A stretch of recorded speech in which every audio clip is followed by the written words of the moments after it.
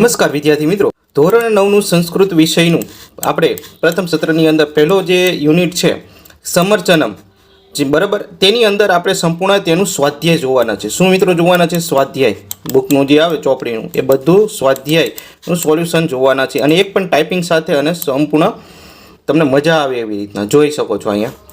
બરાબર, એકદમ ટાઈપિંગ સાથેનું પેપર રહેવાનું છે.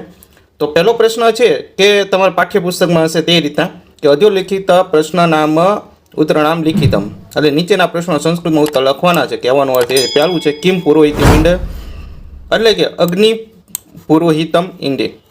બીજો યજ્ઞસ્ય દેવ કહ અસ્તિ, યજ્ઞના દેવ કોણ છે? યજ્ઞસ્ય દેવ અગ્નિ અસ્તિ.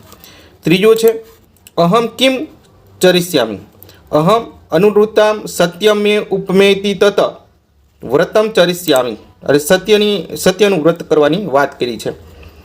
ત્યારબાદ સંસ્કૃતમાં પ્રશ્નોના જવાબ આપણે આપવાના છે. એમાં ચોથો કે દિવ્ય સ્તવે કે સ્તુવેંતી, તો દિવ્ય સ્તવેમાં બ્રહ્મા, વરુણ, ઇન્દ્ર, મરુત, રુદ્ર ચ દિવ્ય સ્તવે એ સ્તુવંતી. વયમ ક શરણમ વજરામ, આપણે કોના શરણમાં જવું જોઈએ? તો વયમ નિરામબલમ ઈશમ શરણમ વજરામ. નેક્સ્ટ પ્રશ્ન છે જેમાં ખાલી જગ્યા તમારે પૂરવાની છે. આપણે ખાલી જગ્યાની અંદર સીધો જ અહીંયા જવાબ મૂકેલો છે. તમારે અહીંયા બુકની અંદર ખાલી જગ્યા આપેલી છે આવી રીતના. અહમ ખાલી જગ્યા ઈંડે તો રત્નધાતમ ઇદમ અહમ સત્યમે ઉપવેતી, આપણે સત્યનું વ્રત કરવું જોઈએ. યોગીના મનસા પશ્યંતી, યોગીઓ છે શેના વડે જોવે છે? મનથી જોવે છે. બરાબર. પછી સુરા સુરગણા દેવસ્ય અંતનમ એવું આવશે. વયમ તો આ જગત સાક્ષી રૂપમ નમામહ, તો આ રીતના આવશે રત્નધાતમ, સત્યમ, મનસા, અંતમ અને નમામહ. નેક્સ્ટ પ્રશ્ન છે ત્રીજો, પ્રકોષ્ઠમ ગતમ પદમ.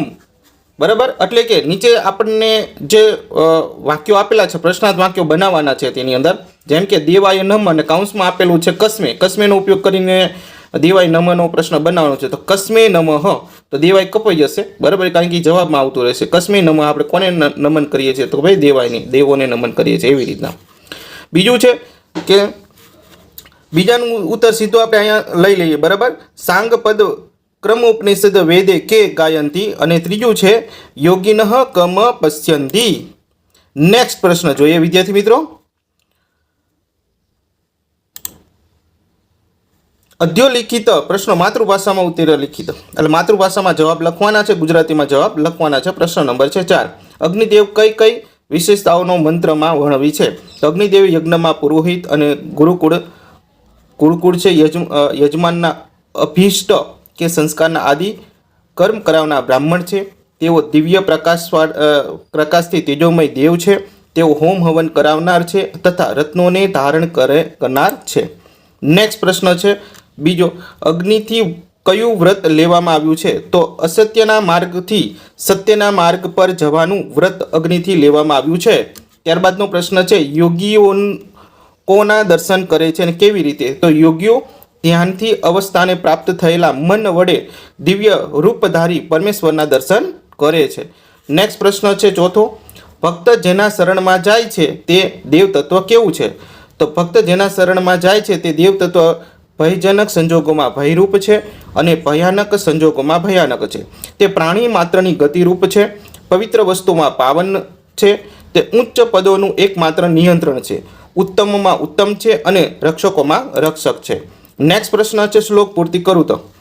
બરાબર, તો અગ્નિ મીંડેવાળો જે શ્લોક છે એને આપણે લખેલો છે. બરાબર, આ તમારે બેઠે બેઠો શ્લોક લખવાનો થશે. ત્યારબાદ પાંચમા પ્રશ્નની અંદર આ શ્લોક છે નમઃ સંભવાય વાળો તે. ત્યારબાદ છે ત્રીજો વયમ ત્વમ સ્મરોમી, તો આનો એ શ્લોક આપણે લખેલો છે. અને છઠ્ઠો પ્રશ્ન છે આપણને જોડકા જોડવા માટેનો કયો છે? તો અગ્નિમ એમાં પુરોહિત આવશે, શિવાયમાં નમઃ આવશે, દિવ્યમાં સ્તવે આવશે, અંતમમાં ન વિદુ આવશે, સામગામાં ગાયંતી અને ગતિમાં છઠ્ઠામાં ચોથું આવશે પ્રાણી નામ. એટલે સીધા આપણે અહીંયા જવાબ જોડી દીધેલા છે અને ક્રમ પણ અહીંયા તમે જોઈશો, ક્રમ પણ તમને યાદ રહે એટલા માટે લખેલો છે. તો વિદ્યાર્થી મિત્રો, તમને આઈએમપી એજ્યુકેશન ચેનલમાં તમે પહેલી વાર હોય તો ચેનલને સબસ્ક્રાઈબ કરી દો.